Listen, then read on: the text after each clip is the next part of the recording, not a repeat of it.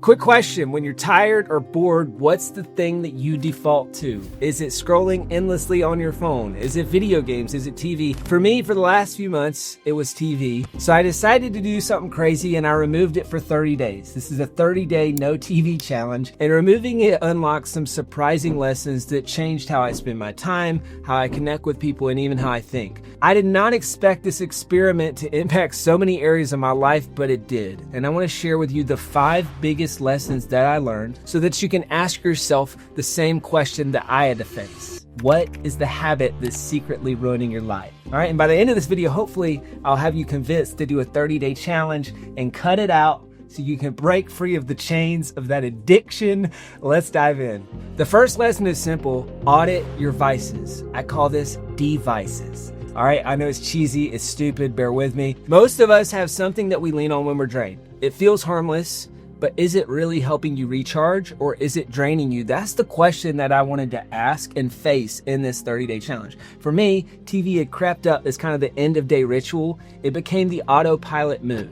Finish work, hit the couch, zone out. The problem was that it wasn't leaving me recharged. It was leaving me stuck. So my wife, Aubrey, and I decided to cut it out, right? Because what ends up happening, you've been there, you finish work, you come home, you do the thing, you blink, and it's like 3 hours later, you've now missed your bedtime, you're now not getting enough sleep, you're now waking up exhausted, and then you feel the need to do it again the next day. All the while, you're flushing your dopamine with whatever the thing is. So at a certain point, you gotta ask, is this serving me, or is this just a vice that's draining my energy and draining my focus? The second lesson is this: challenges swing the pendulum. When I'm overdoing something, moderation almost never works. You know, it's kind of like the whole myth of work-life balance. I've got another video on that. Work-life balance doesn't exist. I think a lot of times people think, I'm gonna get exactly in this pocket. I'm gonna get in work-life balance, and that's when I've made it. It's a myth, right? What actually happens is you achieve work-life integration by swinging the pendulum from the extremes, right? Maybe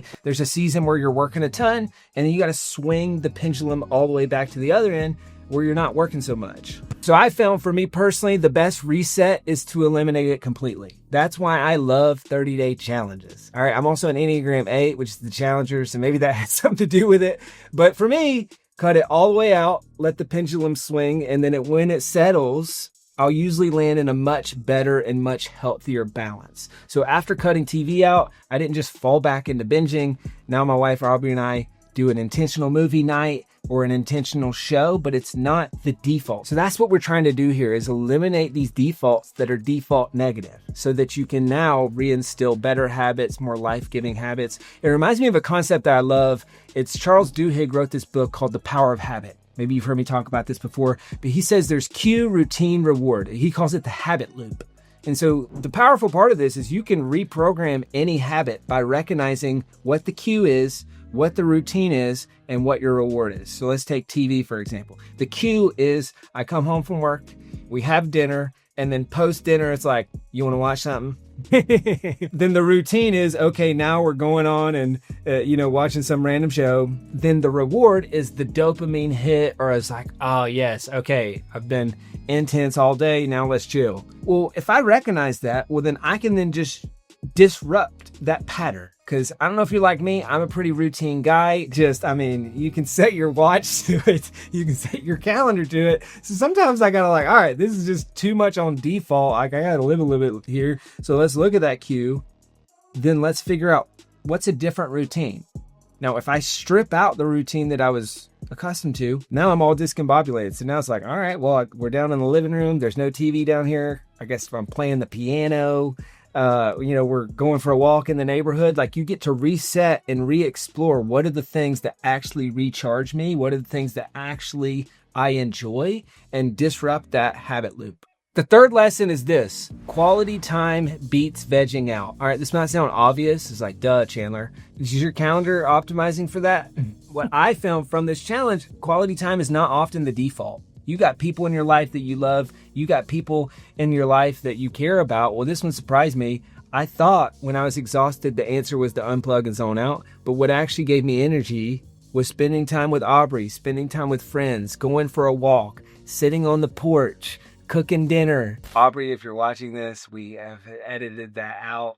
You'll tell everyone that I don't cook dinner. At the end of the day, those are the moments that filled up my cup way more than 3 episodes of some dumb show on Netflix ever could. All right, so think about the last time that you laughed so hard your stomach hurt, or that you got lost in a deep conversation, or you just stared out the window because you couldn't watch TV. Compare that to how you felt after you were binge watching something.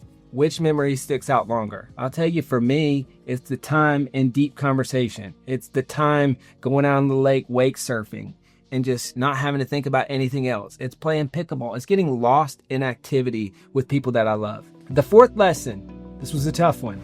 I kept telling myself, I don't have time. All right, I'm scaling a company right now. I'm getting my pilot's license. I'm building out an office, an in-person team. So it's easy to default. Maybe you've told yourself this same lie. I don't have time for XYZ. Now, what I found is that a lot of times the things that we tell ourselves we don't have time for are the things that matter the most. All of these excuses felt true, but the truth was I did have time. I was just wasting it. When I cut out TV, I suddenly had hours of my week back. Hours that went into things that I'd been saying I didn't have time for a really long time. So the excuse of I don't have time was really just me avoiding responsibility. And if you've ever said, I wish I had time to XYZ, it's worth asking yourself what you're really spending it on. Cut out TV. All of a sudden, I'm doing this random project that I've been thinking about around the house for like months. It's done in a couple hours because I would have just spent that couple hours watching some dumb show, and now I'm not doing that. So you just end up that wow, I've got all this time to do things I really care about, and I actually have an excess of time, even if you're in your job, in your business. I mean, I'm working 50, 60 hours a week, maybe more. You still have time. I don't have time as an excuse. If you take a 30-day challenge like this, it'll show you how much of an excuse it really is. Lesson number 5, open space equals creativity. All right, when you strip out the fillers, you create room to breathe, and room creates ideas. Right? August, which is the month that I did this challenge, it was one of the most creative months I've had in years.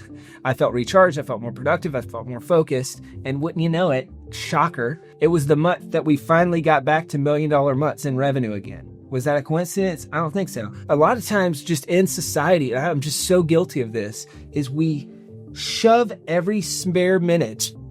It's every spare minute. I'm either listening to this podcast or I'm talking to someone. Heaven forbid I sit here for 10 minutes doing nothing and thinking creatively. So I just pick up my phone, I turn on something on the TV. You're crowding out your creativity, your ideas, and the ability to recharge. So empty space equals creativity. So let me flip this back on you. What's your equivalent of TV?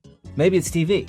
All right, what's the one thing that you could cut out for 30 days that would completely change your energy, your creativity, and your relationships? I don't want you to just passively watch this video. I want you to comment right now. What's the thing? Be honest. Is it social media? Is it TV? Is it something else? Comment below with your answer. And here's a little teaser. I've got a few ideas for my next 30-day challenge, including one that I've never shared publicly before. It's a big one. When I drop that video, you'll want to be here for it. So click subscribe on this video. And if you want to see me do a video on how to do a 30-day challenge and just kind of the challenge philosophy, this is something I've done for years. I've done it in like 7 or 10 different ways. It's always been helpful. If you're interested in a video like that, comment on this video and let me know, and I will see you in the next one.